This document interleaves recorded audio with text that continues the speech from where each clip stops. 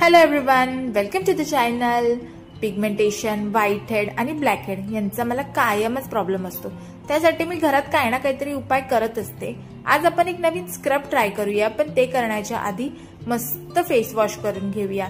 इकडे वाटीमध्ये मी खायचा सोडा घेतला, त्यात किंचित पाणी टाकून त्याची पेस्ट बनवून घेतली आहे. ही पेस्ट आपल्याला आपल्या चीक्स वरती, नोज वरती आणि चिन वरती मस्त अप्लाय करून घ्यायची आहे आणि खूप खूप जेंटली तुम्हाला तुमचं स्किन स्क्रब करायचं आहे.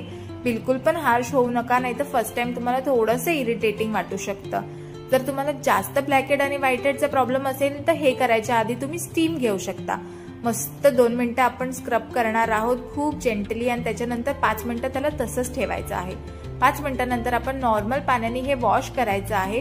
वॉश केल्या केल्या इमिडिएटली तुम्हाला फील होईल की तुमची स्किन स्मूथ झालेली आहे, तुमचे ब्लॅक हेड्स थोडेसे कमी झालेले आहेत. हा मास्क तुम्ही आठवड्यातून 2दा केला तरीही पुरेसा आहे. यानंतर तुम्हाला हवं तर तुम्ही एखादा छान फेस मास्क लावू शकता किंवा सिरम आणि मॉइश्चरायझर लावून तुमची स्किन मस्त प्रिपेअर करू शकता.